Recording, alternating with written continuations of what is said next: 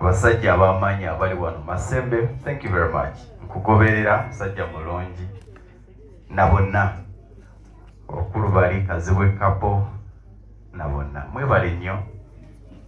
Ebigambo byange sibadde wa kwogera naye kinsanyudde nti guno mukolo gwaffe nga bannamawulire.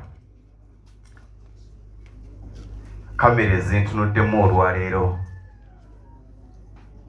zitegeeza kinene gye tuli. Ffe tuzimba abalala ne tubafuula kibali naye ffe ne tusigala nga tusabiriza nga tulomba. Kulwambazira ekigenda ekyenjawulo okubawo nti bagenda mukuba luseke abaana naye tubeera ku mikolo nga gino ogenda okulaba nga baga ani atusiibula ani alina ebbaasa yaffe. Naye ekibuzo ekiriwo nti gwe munnamawulire ali wano n'atuuza ddi banno nga mbazira bw'abatuuzizza. Gano ge mazima agakaawa era nkyogera mu maaso ga bannamawulire bannange. Bano baddaani tubadde ffenna mu mawulire temuli ssente era mbazira alikyali sirwa amawulire era buli omu waali togamba nti nange kaŋŋende ku CBS nja kukola mbazira byakoze nedda. Natange kukitegeeza abantu nti amawulire tegukyali mulimo, amawulire buweereza. Y'ensonga lwaki bannamawulire ffe abagasoma tuli baava okusinga bano b'Amasembe abajja ne bakola essaawa 3 ne bagenda ng'empapula z'amawulire mwageekeenyeza ffe twazisase. N'osiiba ku sitole n'osiiba ku mboozi n'omuwulira nga n'erinnya Justin bamutuulaki alyogera talitegeera naye nga bamuwadde ssente nnyingi. Sibagoba mu mulimu gw'amawulire naye tukole amawulire nga naffe tuli kyakulabirako. Ffe kennyini tusobola okufuuka ekyokulabirako. Mbazira tewali ddiiru gye yakubye okukola bino naye tulina mentality nti waliwo omugaga gwe tugenda okuwutula atuwe ssente tukole kiri omuyindi ne tusiiba ku woofiisi n'osiiba ewagonja abo abantu tukambabuulire batumanyi. Tekikwetaagisa kufuuka mukwano gwa Sudeero wadde ng'osobola okuba mukwano gwe naye ajja kukulabira ku kamera omwana agenda omugamba nti Bruno Betty ali wanaze kulaba agenda nti siti mugambe taliwo siriwo mumugambe ndidde muweeyo emitwalo 2 agende Ozito wa 2 Eva kati osanga bangi nga nti nze buli njalala nnoma nga ng'endako ewabitaatuule nga bampayo 2 tegagenda kumala. Gano ge mazima gakawa bannamawulire ngenda kyogera abamu babboosi muli wano ab'amawulire tukoma okusiba ku kampuni z'abasajja.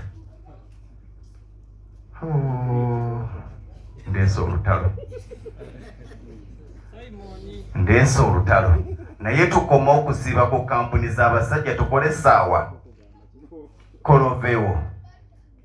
Oli ajja kubuuza okola mulimo ky'omulala ng'oggyeko amawulire buli lwe batugoba we tubadde noga nti kati ngendeko okubukedde kirabika yewali akantu.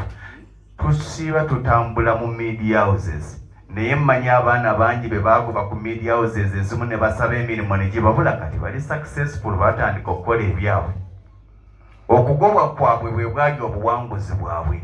Tulina bannamawulire nga beetaaga kusooka gobwa. Nze okuzibuka obwongo gano ge mazima sigenda kwogera linnya lye naye ye yanzibula obwongo. Ye munnamawulire akyasinze okuweebwa ekitiibwa mu Uganda era buli asoma amawulire g'Oluzungu asomanga ye.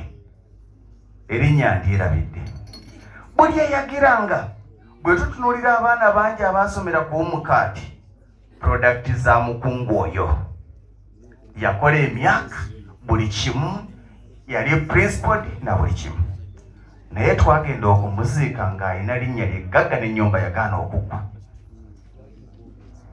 Ffenna bwe tugenda okubeera siyingira kivulu kya bwereere sirya mmere ya bwereere mbazira kyayina omukulu lwayise olugezigezi mbazira tone ali principal.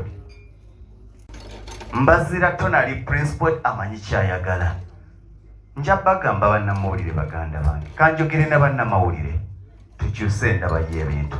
Tewali kampuni egenda kuwa sente zigula mmotoka. Wano buli munnamawulire alina emmotoka mbulira nti wagigula ku musaala. Never. Ne bw'onaakuba ddiiro ne bagikuwa amafuta gajja kubula agagitambuza. Kitegeeza mu bintu bye tukola salale yaffe gye tufuna entono gy'owulira nti ntono ebeere source of capital obeeko obulimu bw'otandikawo. Njagala babuuza abali wano, singa omukulu HR akuyita n'agamba nti omulimu guweddewo, owulira otya kati?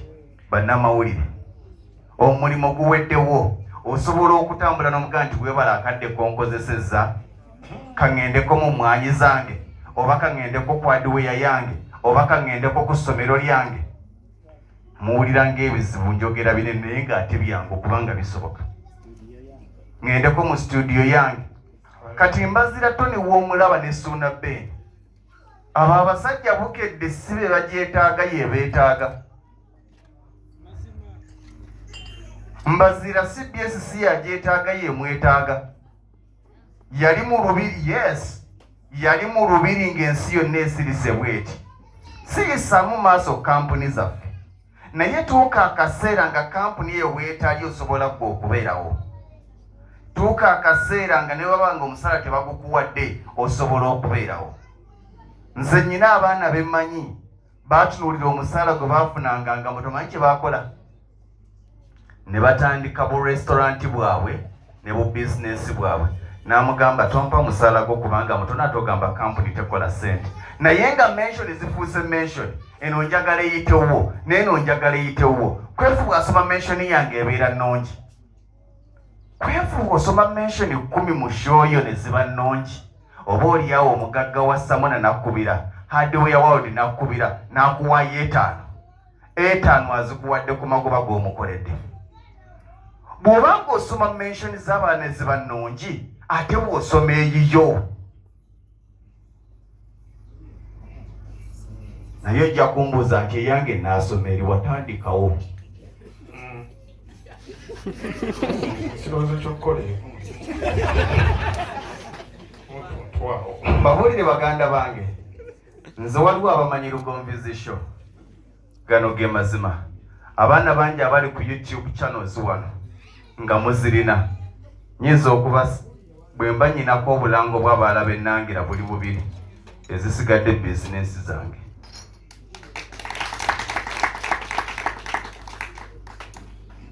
Ezisigadde byange. Nze muntu togenda kumpa bukadde buviri ojjoolange kampuni etwala abantu ebweru obbe 10 bagambe Lugonvu ye yatubbisizza. Siranga kampuni twala abantu bweru, siranga basawo baganda, siranga bamasheeke bafere, kubanga nangirako ebyange bwe nange ebibi nange bigenda gwa. Tubeeko bye tulanga ebyaffe. Tandika n'ekitono ekinene kigenda kujja. Ekikulu tekigenda kuba myaka gye tumaze mu radio. Nze nkoledde CBS kati emyaka 15. Abasajja babala achievements. Twagendanga ku mikolo ne bagati kati munnamawulire jangu oyogereko naffe. N'omala okwogera nga bulijjo yoyo oba ofulwa mukama wange odda Kampala ontwaleko. naye nja kusooka kugendako Ntebe nasooka ddala kuzza Entebbe. Nange njagala kumaliriza naye nga mbagamba ekintu kimu bannamawulire, kampuni tezigenda tuwa sente zimala, kampuni tezirina sente zaffe. Naye bw'owulira nga kampuni tekuwa musaala gumala ate ng'ekwetaaga, gigambe nti nyinayo ka kampuni kange mpaamu obulango. Saimo kati ninyo muganda wange, muyina ekintu kye mwatandika. Omu ku basajja abakikola yona yali Kabura eyali ku NTV. Abasajja batandika, omulala ye yali akola programu y'ennyumba ku NTV yagiwummuzaamu kati. Abo abasajja ekibafudde abagagga tebafuna musaala, bagula mpewo ne bateekako ebyabwe, n'anoonya abasiponsa be, sente zaafuna n'akwawulizaako n'asigala nga mugagga. Mu mawulire mulimu sente ng'oli muyiiya. Nze Ssentongo Frederick Lugonvu mbagaliza bwe tubeera. Emirimu egisukka mu 3 awo obwavu ojja kubanga obukubi. Buli muntu ali wano weekubemu tooki omanye okola emirimu emeka ate teriyo kibi ng'okola emirimu egisukka 3 tekiba kibi as long as gibeera giyingiza ssente. Ate nze siri motivational speaker, nze njogera kyensobola oba kyenkola nekiwa nga advice eri abantu abalala. Nze gwolaba wano nina emirimu 6 okusobola okubeera nti nyimirirawo. Mwebale nnyo, mwebalire ddala. Akola alwater, nsuwa water, kuba gumwe. Alina. Okay. Olumu omugabi teyeseera sobola okuba akazindalo zenkalina. Nina company bagiyita West Records. It's a media agency. Nina event management company bagiyita Sendi Events. Nina company ekola amazzi bagiyita Mamba Supplies. Nkola ne app gye bayita Song Boost eyamba okumonitoringa obulango n'ennyimba z'abantu ku mpewo.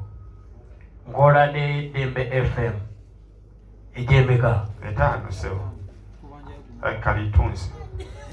Ndi mulimi. Ekibira tokyogera mu ngeri enjereka. Ndi mulimi. Kyekyogamba. Ate kati nagaseeko n'omulala. Ogw'omusanvu. Ogw'omusanvu. Nina ennyumba z'abapangisa. Era bw'obanga oyagala ennyumba nedda. Njigiriza ebazimba yange. Lwaki mwagala otusolooza baana? okubondesa bulamu. Awukalubiza. Kale wayikibeena neka. Bane musibye mukyaba sebo ne banyabo. Mpeereddwa nnyo omukisa okubeera wano ne muganda wange. Ne mikwano gye gyonna mbaziira kambazeeyo kemabega. Nze ne mbaziira y'omusajja